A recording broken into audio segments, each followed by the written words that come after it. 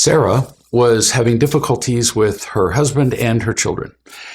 As she described to me her circumstances, it became obvious in seconds that she controlled everything and everyone around her. She didn't feel safe from a lifetime of being criticized and controlled, so she responded by controlling everything she could. Completely understandable. That gave her a brief illusion of safety and power, but it never lasted, and it certainly did not contribute to closeness in any of her relationships. In frustration, she said, "I don't know what to do." It's notable that she talked for quite a while before she said that she didn't know what to do. First, she blamed everyone for not doing what she wanted, for making her life difficult, and so on. Normally, I don't let people go on in their blaming because it's just not productive. But I wanted her to see how dedicated she was to criticizing and controlling, convicted out of her own mouth, as it were. Finally, she did say that she didn't know what to do, as I mentioned. What did she mean by that?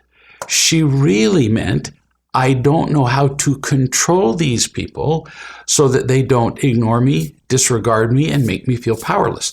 I want a better way to control them. She was coming to me and asking for a better way. Notice she didn't really ask for help. Really asking for help would have looked something like this. I'm pretty lost here. I really don't know how to have healthy relationships. Would you be willing to show me? Well, what she said wasn't even on the same planet as that. But when somebody talks to me about an issue at all, and especially if then they say they don't know what to do, then I assume the initiative. And I assume that they're asking for help, even though she really wasn't. She just wanted me to help her to control people and to confirm that people didn't treat her as she deserved. I said simply, "You don't trust anybody." "Yes, I do," she said, in exactly that tone.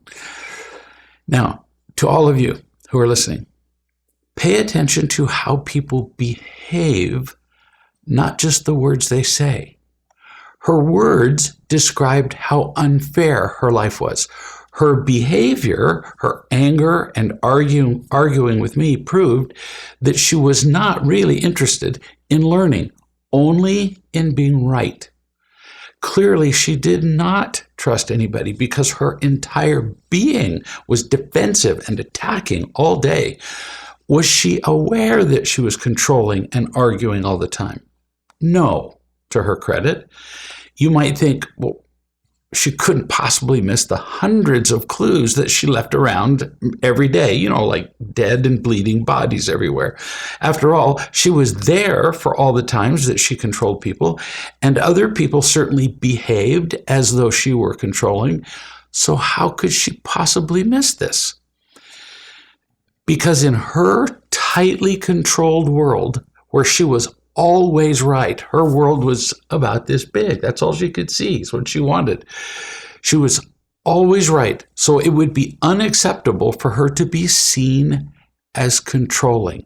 How do you be seen as controlling and being a good person at the same time? She couldn't. So she chose, I'm a good person and I don't control people. If she admitted that she was controlling, she couldn't control the moral high ground in blaming everybody else. So what did she do? She continued to control because she couldn't let go of that, but she used trying to do the right thing and helping other people to do the right thing as her cover story. She really thought she was trying to do good in the world. She was completely self-deceived. You need to know that when people are self-deceived, by definition, they are not aware of it. If they knew they were deceiving themselves, then that would just be ordinary garden variety lying.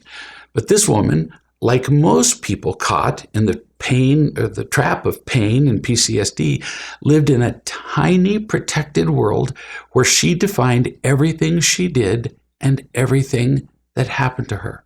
She just relabeled everything to fit into the world that she'd constructed to make her safe and confident, however superficially.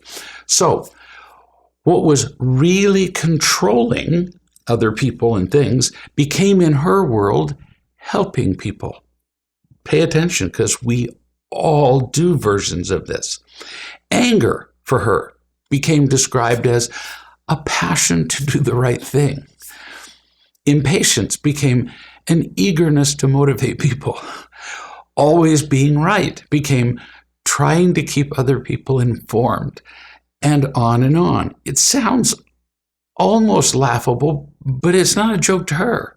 And it's not a joke when we do it either. And we all do versions of it. So is there a way out of self-deception?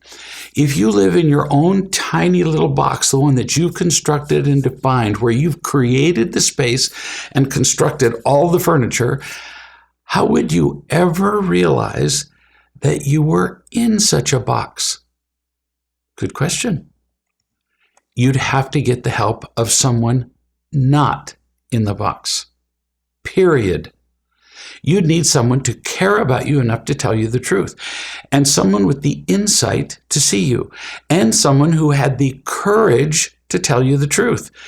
It's pretty hard to find someone with such courage, because if you're self-deceived, you will not receive the news about it gladly at all. You will defend yourself, and most people are not willing to continue telling the truth while you're attacking them.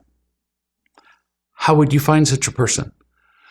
Look for someone who gives strong indications of self-worth, who doesn't need to please other people, and who seems to have a clear direction in life without controlling other people. In short, look for someone who's not buzzing with getting and protecting behaviors, and ask that person if they'd be willing to help you see the truth about you.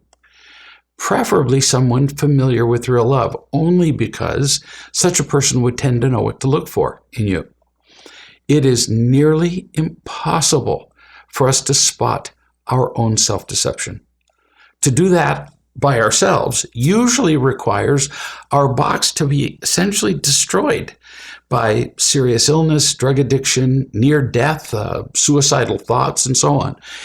If you find yourself stressed and you don't know why, it's highly likely that you're self-deceived. It's a very common condition.